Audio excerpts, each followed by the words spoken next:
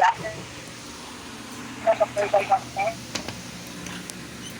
The was presented today will be today, and the topic will be about World Trade Organization. The members are the following: Laplana, Kristal, Almendras and Carmel, Panlaan, Trecia Mae Panlaan, Palange, Jia, Maria Basnillo, and Maria.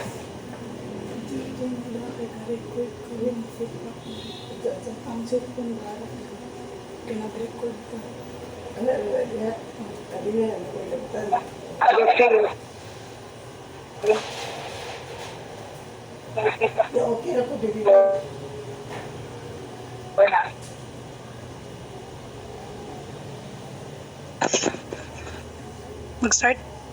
So let me call on Ate Ana Basnillo to start.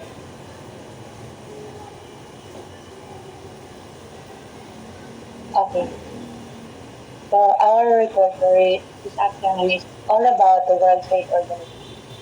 And to know more about the World Trade Organization, let us dig deeper about what is World Trade Organization. So the World Trade Organization is the only global international organization that's dealing with the rules of trade between nations. And it nestled with its core that lie the meticulously crafted with the World Trade Organization's agreements, which are the negotiations and endorsements by the majority of the world's trading nations and ratified in their parliament. The goal of this organization is to ensure that trade flows as smoothly, predictably, and freely as possible, and to help producers of goods and services, exporters and importers in conducting their business efficiently. And in understanding the World Trade Organization, here is the two key terms. The first one is a negotiating forum, and it is an organization for liberalizing trade, a forum for governments to negotiate trade agreements, a place for them to settle trade disputes. And the second one is a set of rules. It is the heart, or as its heart are the two World Trade Agreements negotiated and signed by the bulk of the world's trading nations and ratified in their parliaments. It deals with the global rules of trade. And its main function is to ensure that trade flows as smoothly, predictably, and freely as possible. So to continue our report, I will give the floor to Trecia Mae Panlaan to dig deeper about the history of the World Trade Organization. Okay, so the history or background of the World Trade Organization. So the establishment of the World Trade Organization in 1995 marked a significant milestone in international trade. Now, so it succeeded the General Agreement on Tariffs and Trade, which is the GATT or the GATT, the General Agreement on Tariffs and Trade, and expanded its scope to include services and intellectual property. This transition reflects the evolving nature of global commerce. So, na early days of trade. So, kaming trade and foreign policy kay na-intertwine siya throughout history, with foreign policy often tailored to promote trade interest. So, in the 3rd century BC, during the Han Dynasty, China used its military power to maintain the Silk Road for its value for trade, and in the year 30 BC, Rome conquered Egypt in large part to have a better supply of grain. And before the GATT, a simple page of text from 1941 is a powerful reminder that the desire for peace and security drove the creation of today's global economic system, and the global rules that underpin our multilateral economic system that were a direct reaction to the Second World War and a desire for it to never be repeated. So, how the GATT came into being, the lead negotiators for the creation of GATT profoundly disagreed on the level of ambition to be achieved, but finally overcame their difference. So, sa panahon pa sa GATT from 1948 to 1994, the GATT provided the rules for the world trade and presided over periods that saw some of the highest growth rates in international commerce.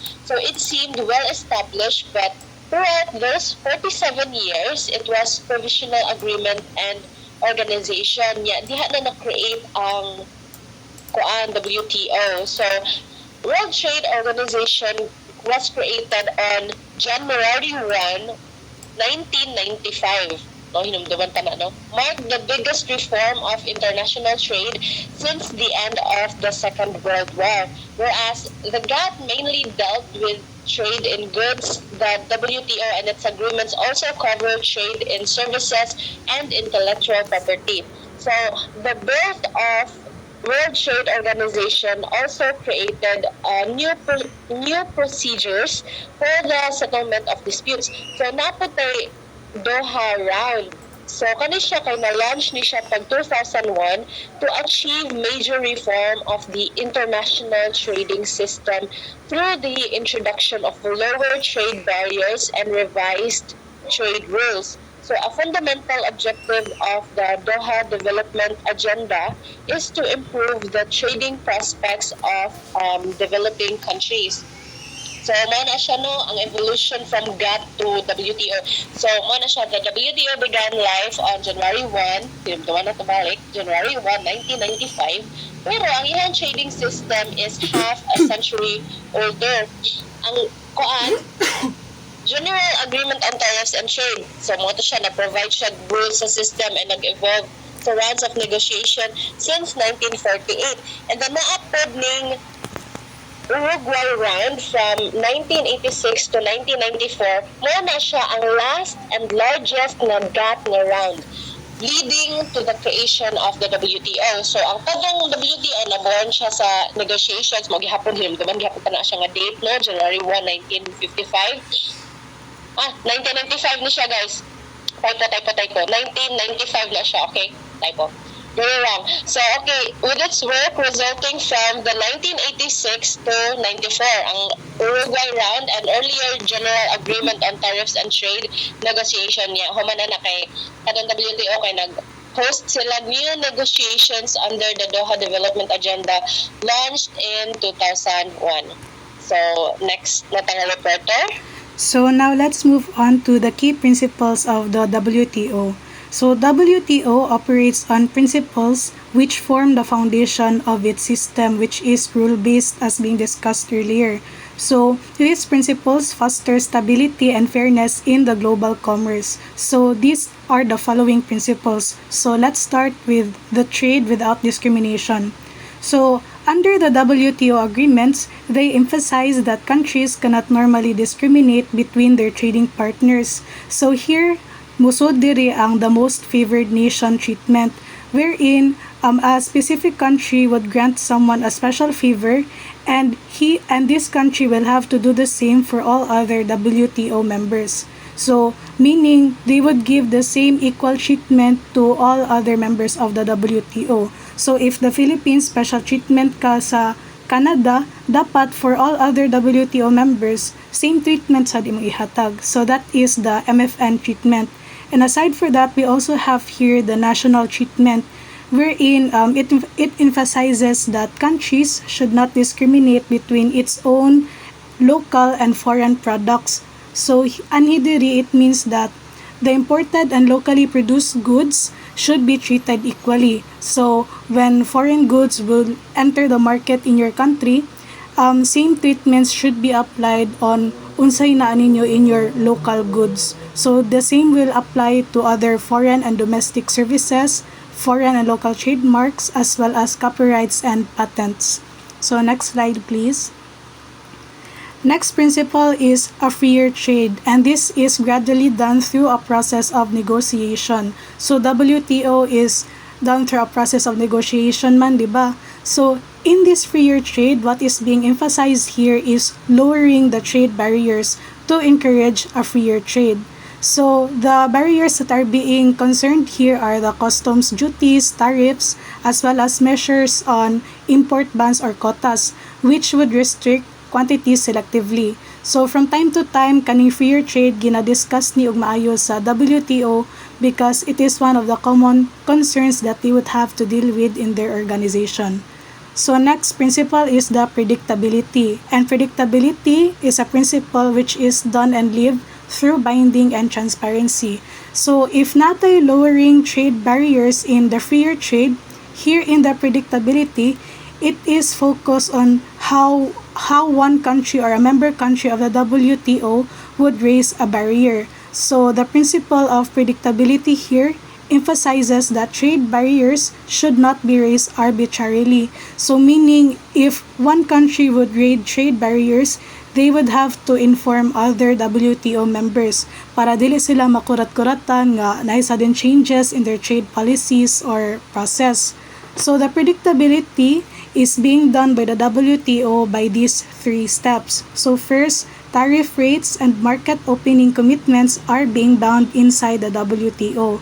So meaning when countries will agree to open their markets, they would have to bind their commitments. So more likely magkuan sila kontrata or agreement within each other.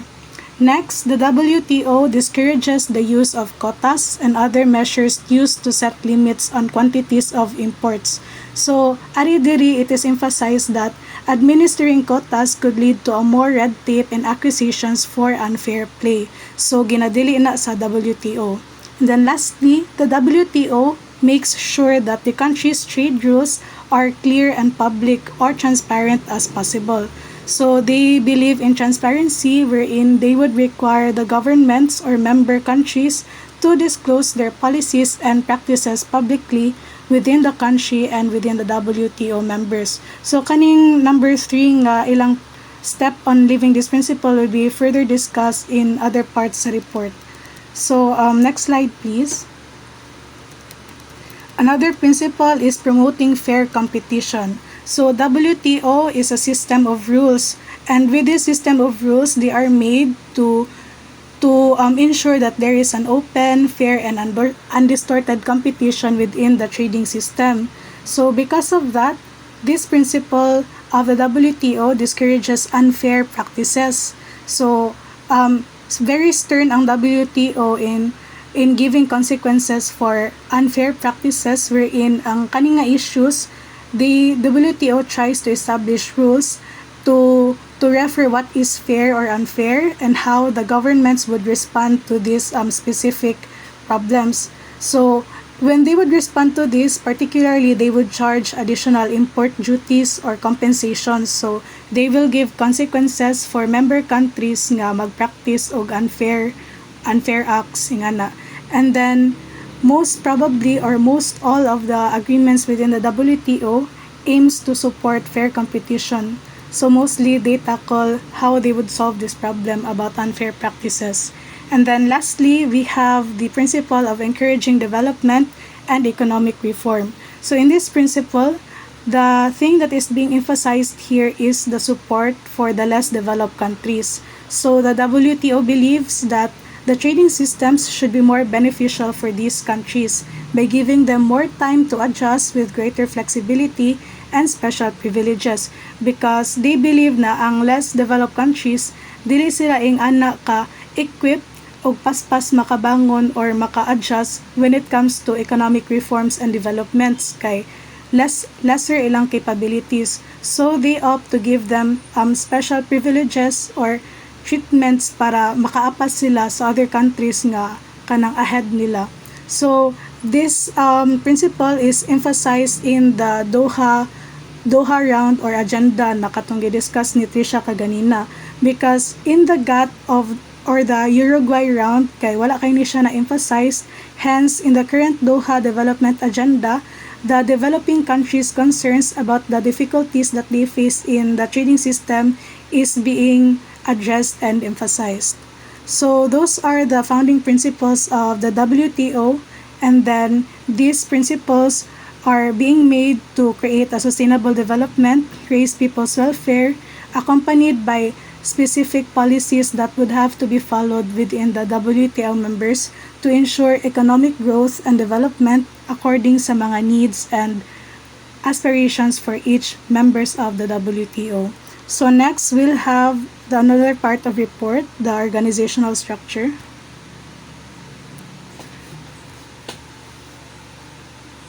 Hello everyone, good afternoon. Can I be heard? Yes, Tia. Yes. Welcome to Lexus. I'm Mona sorry, Joe. Okay, so the World Trade Organization, basta na natin is a member procurement where decisions are made. Power is not delegated to the board of directors or the organizational head, but rather according to Panaan University.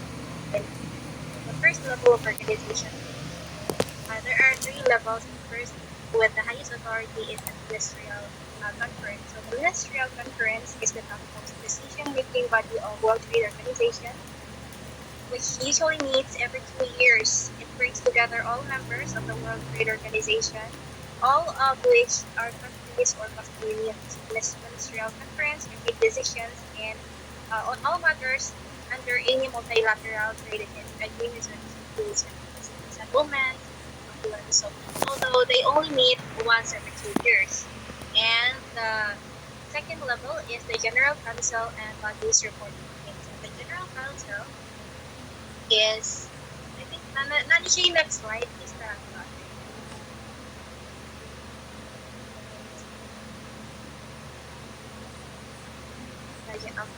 General Council. So in the General Council, this is a council under a ministerial conference because since ministerial conference only meets once in 2 years, so in the General Council mo ay mag-enact in behalf of the ministerial conference, especially if in between those years, in between 2 years, na mga disputes, na mga trade problems. So it is the General Council that caters to those problems.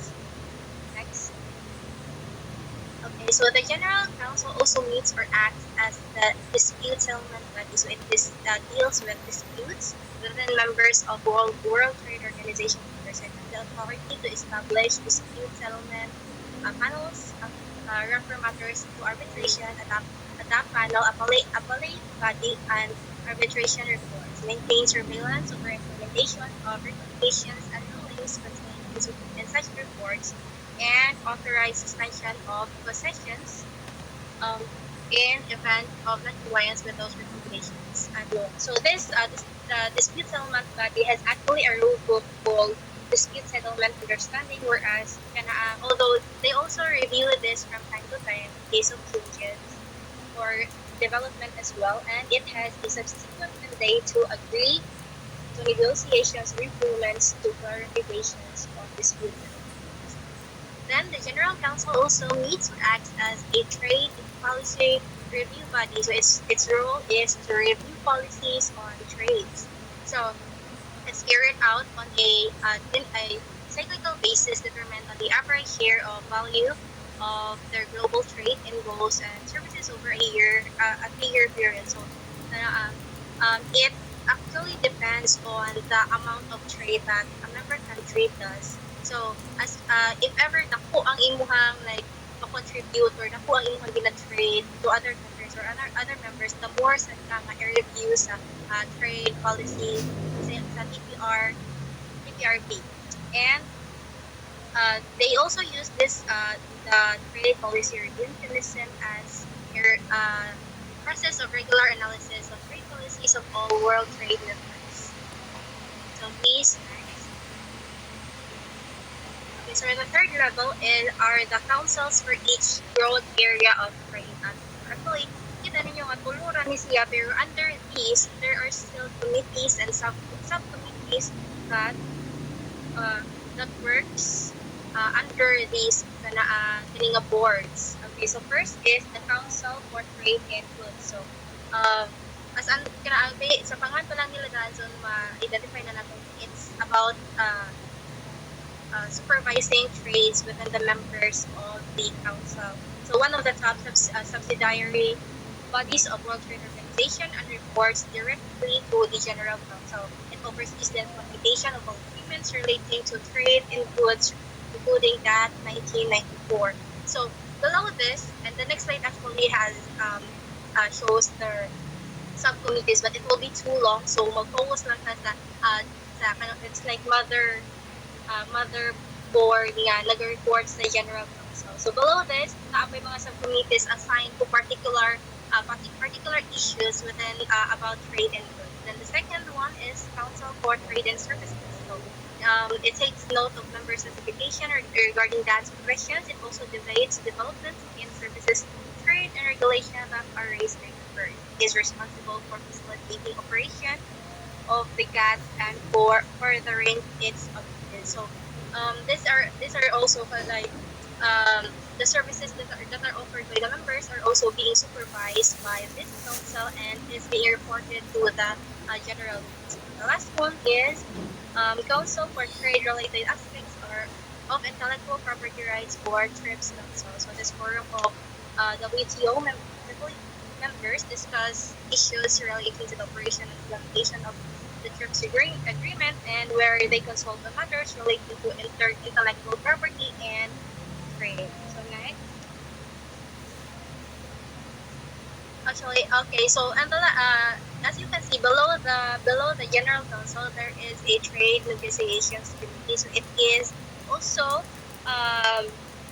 it is a Trade Negotiation Committee that also reports to the General Council regarding the Doha Agreement, agenda negotiations, and special sessions for particular councils like Services Council, TRIPS Council, Disputes Settlement Body, and even on negotiations on group market access rules. So the following that you can see below these boards are the committees assigned to particular areas in the World Trade Organization. So again, there are 3 levels of on the World Trade Organization, and there is also under General Council. And the third one, there are also 3 boards that supervises the movements within the World Trade Organization. So that is all.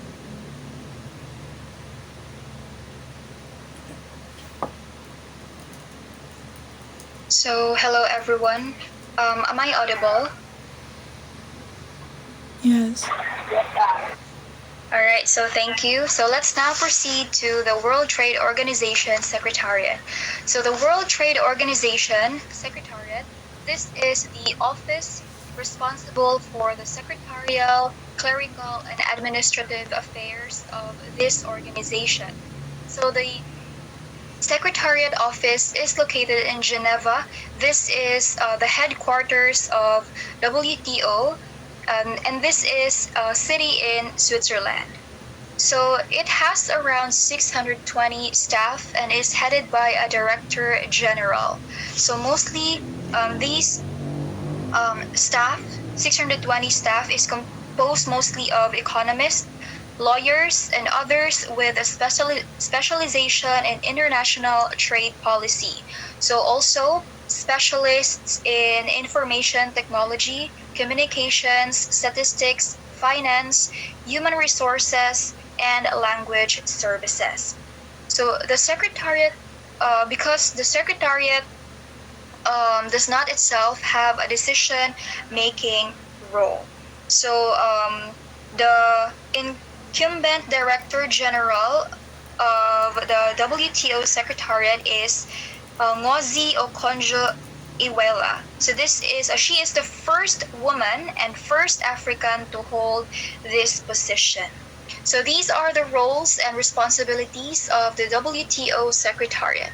So the administrative and technical support for negotiations and the previous slide, please. Implementation of agreement. So that's the first one. Next is technical support for developing countries and especially the least developed. So they provide technical assistance to these developing countries. Next is the third one is trade performance and trade policy analysis by the World Trade Organization economists and statisticians. So they monitor the developments in world trade. Fourth one is the assistance from legal staff in the resolution of trade disputes involving the interpretation of WTO rules and precedents. Lastly is dealing with accession negotiations for new members and providing advice to governments considering membership. So this secretariat is the one assigned to deal with the process of accession for those states or governments considering to join the organization. So next slide, please. All right, so let's proceed to the World Trade Organization membership accession process. So accession to the WTO is essentially a process of negotiation. So when we say negotiation, this is about discussing agreements or discussing clear agreements, strategic discussions between two parties. So specifically the WTO members, the WTO Secretariat, and also with the joining or applying government or state. So all WTO members have joined the system as a result of negotiation, and therefore its membership means a balance of rights and obligations. So upon joining or upon applying the WTO or this organization, so the applying government will have to negotiate with the members about the rights and obligations. So the members, they enjoy the privileges that is given to them and also the security that the trading rules provide. And in return of these privileges and security, so they had to make commitments to open their markets and to abide by the rules. So this is their obligation. So who can apply for the World Trade Organization? So this is stated in Article 12 of the WTO agreement. Any state or customs territory having full autonomy in the conduct of its trade policies is eligible to accede to the WTO on terms agreed between it and the WTO members. So this is between the applying state and the members of the organization. So all of them, both the members and the applying state, must be in agreement that their individual concerns have been met and that outstanding issues have been resolved in the course of their negotiations. So next slide, please. Okay, so here are the steps on how to join the WTO. So actually there are 7 steps in the accession process. So let's proceed to the first one. So first one is the request for accession. So before the government wishing to become a member, so before they can apply, they should send a formal written request or a formal written letter pointed to or directed to the Director General of the WTO or the organization. So this request letter is received by the Director General, and this is circulated to all WTO members. So the contact point of the applying government is the Director of the Accessions Division under the Secretariat. So this is another sub-organization or council under the Secretariat, which is the one who will receive the letter and then passed on to the Director General. So this request is considered by the General Council, which establishes a working party to examine the accession request and submit their findings for approval. So kani siya nga working party, kani siya nga letter this is considered as the first official document of that applying government nga ihang gipass dito sa organization. So that's their first official document. So the working party refers to the body within which interested WTO members multilaterally negotiate with an acceding government on the terms of accession of the interested member to the WTO. So working party basically means sila ang maglihok sa paper or sa letter nga gisend sa applying government, and it will be passed on to other members of the organization and also with the secretariat and the director general.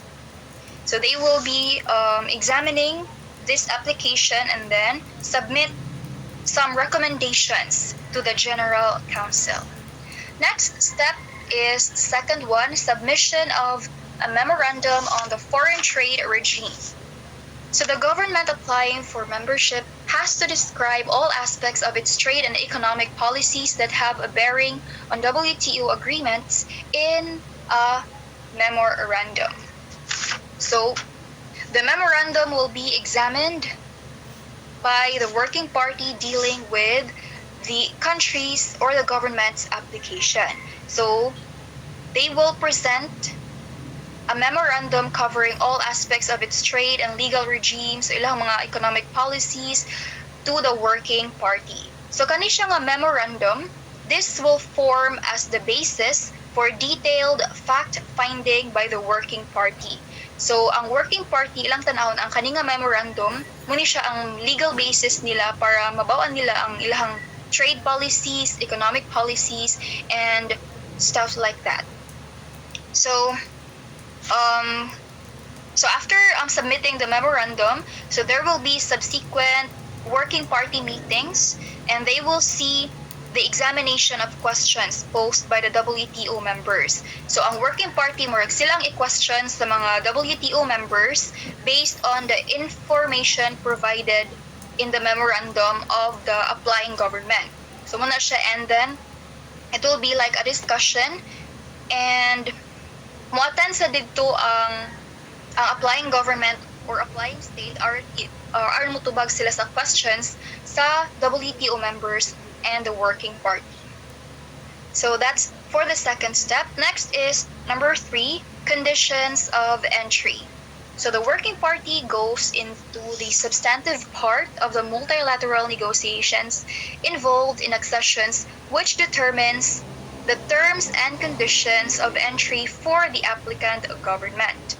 So terms and conditions, these include commitments to observe WTO rules and disciplines upon accession and transitional periods required to make any legislative or structural changes where necessary to implement those commitments. So narito nakabutang ang mga conditions or agreements na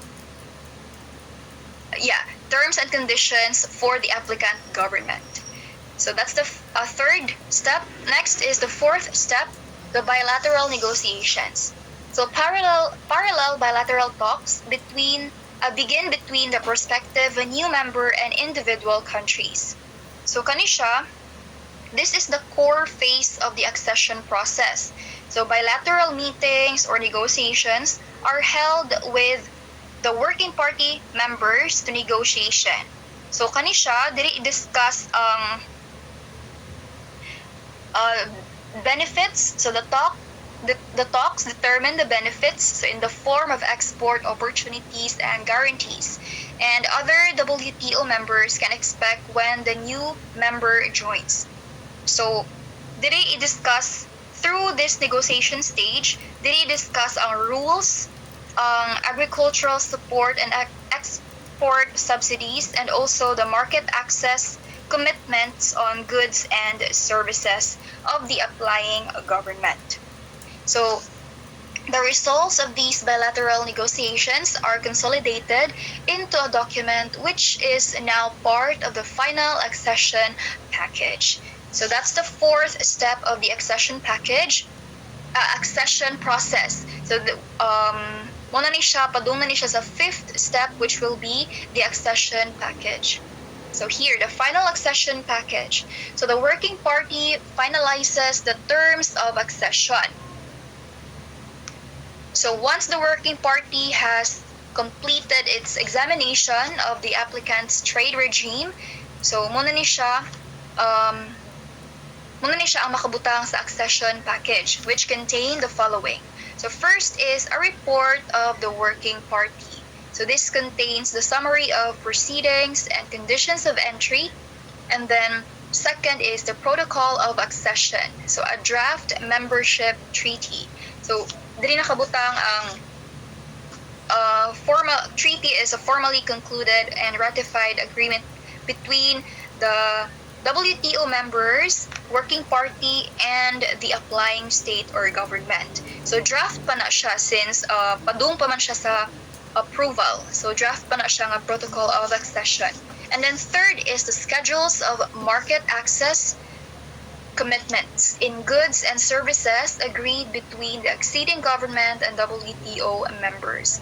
So since we are talking about trading here or trade, so appeal diri ang market access commitment, so goods and services.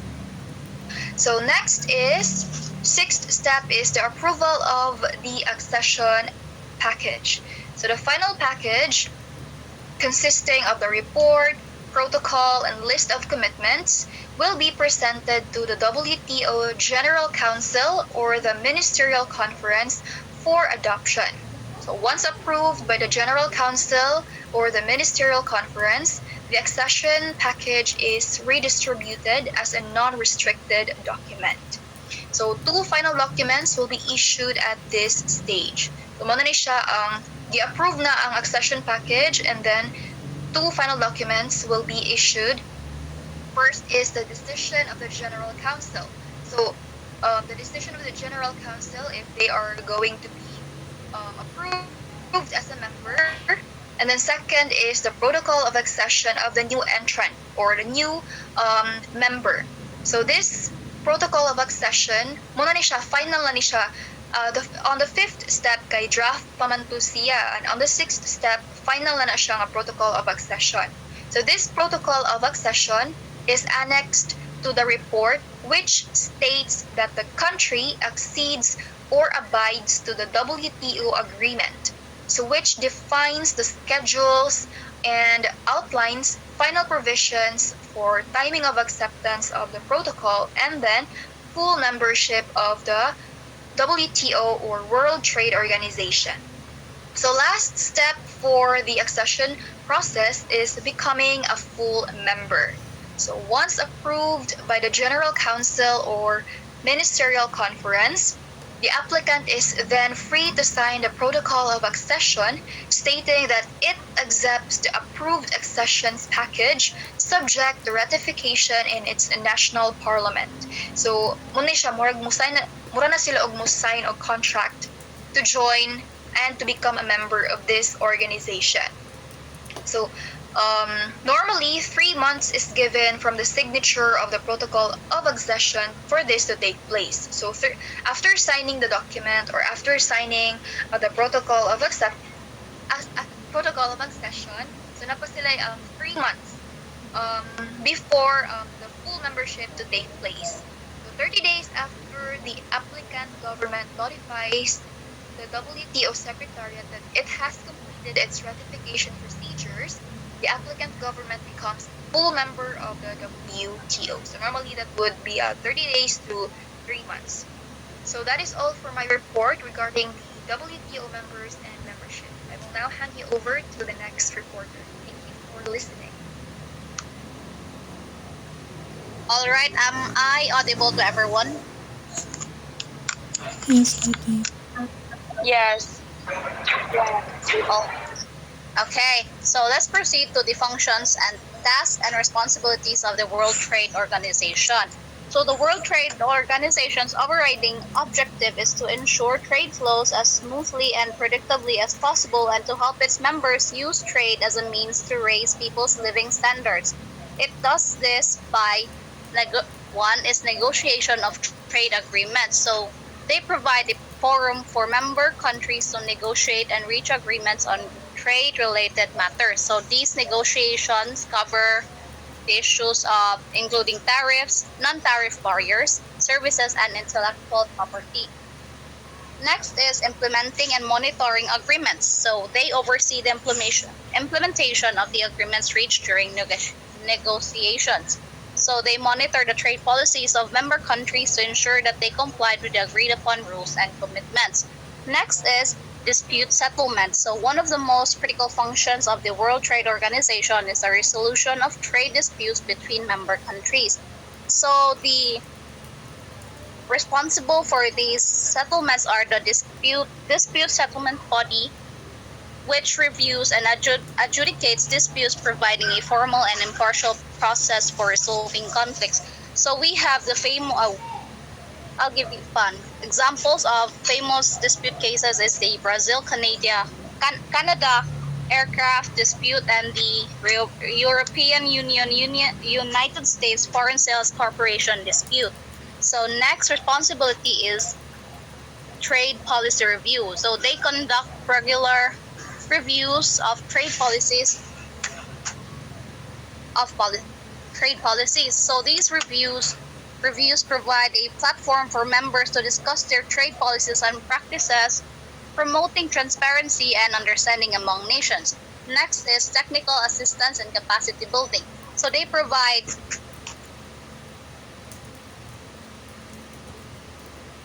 technical assistance and capacity building support to developing countries to help them participate effectively in international trade, which includes assistance in understanding and implementing the World Trade Organization agreements. Next slide, please. So, next is trade facilitation.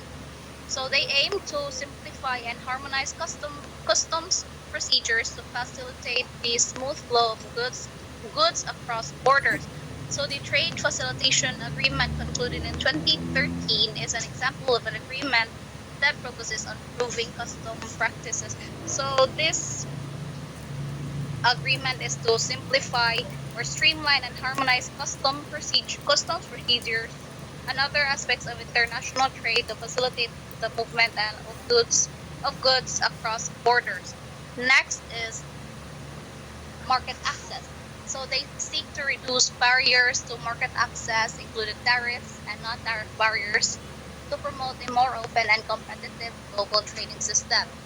Next responsibility is they promote fair competition to ensure that trade is conducted on a fair and level playing field. It addresses issues related to anti-dumping measures, subsidies, and other practices that may distort trade. Next is the development and special treatment. Development and special treatment for developing countries. So they recognize the different needs and capacities of its members. They include provisions to give special and differential treatment to developing countries, which includes longer transition periods for implementing certain agreements and technical assistance to build capacity.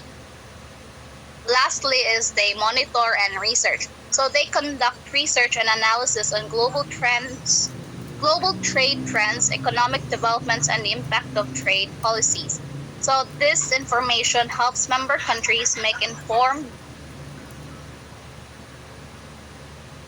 decisions and understand the implications of trade policies. So that will be all for the responsibilities. Yeah, so I think that would end then, no? So that concludes our reporting for today. So are there any questions?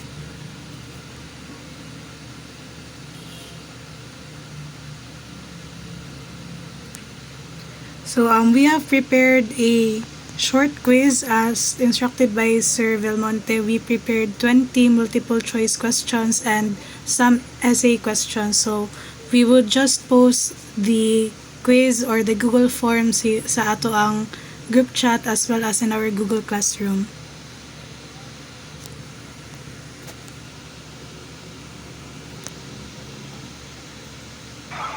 Okay, thank you, Group 3. Next meeting, we will have the Group 5 to talk about what that ends our class today, everyone. Prepare participation. Thank you.